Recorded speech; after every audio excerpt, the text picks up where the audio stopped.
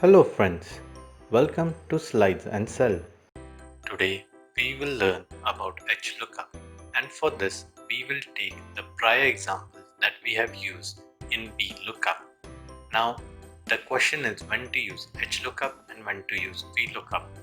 If all the data headers are in the same row, we will use a VLOOKUP because this is a vertical table. But if all the columns, that is all the data headers, are in the same column, that is product here, product ID, quantity and price in this column, then I would say that we have to use an Hlookup.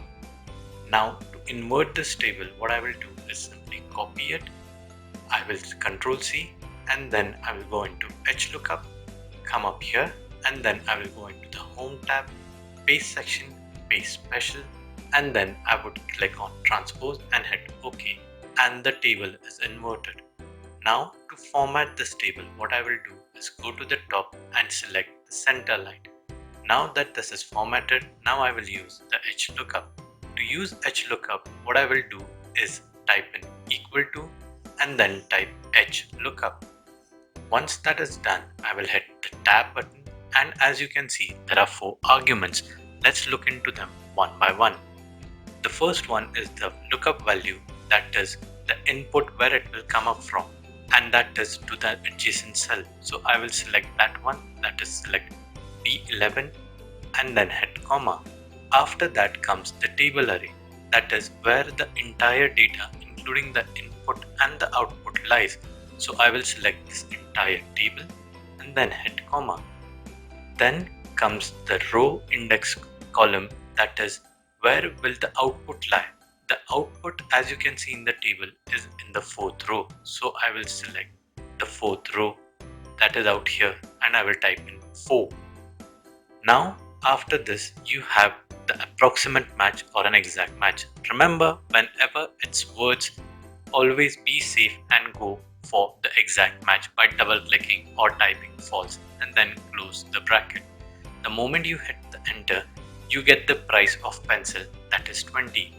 If I type something else, let's say RAM, and then hit enter, and I get the price of RAM, that is 1100.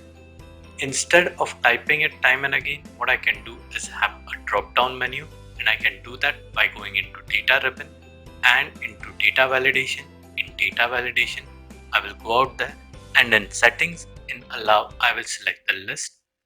In source, I will select the entire product range, as you can see out here. Once this is selected, I will hit OK, and once I hit do that, I will see all the options or the product range out here.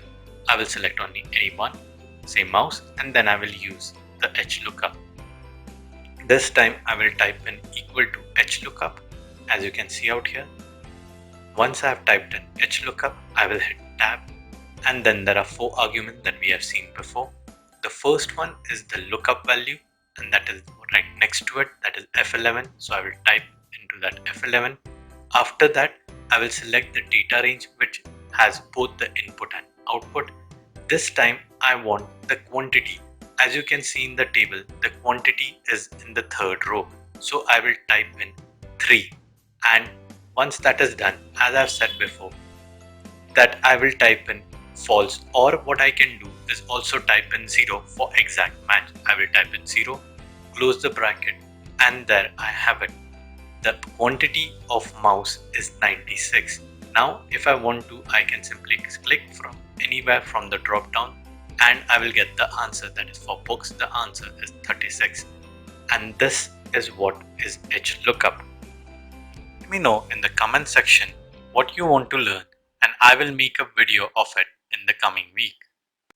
Thank you for watching the tutorials from Slides and Cell. The link for the free template is given in the below description. Thank you for watching our video. If you liked our video, don't forget to like, subscribe and comment on our videos. Thank you now. See you next week.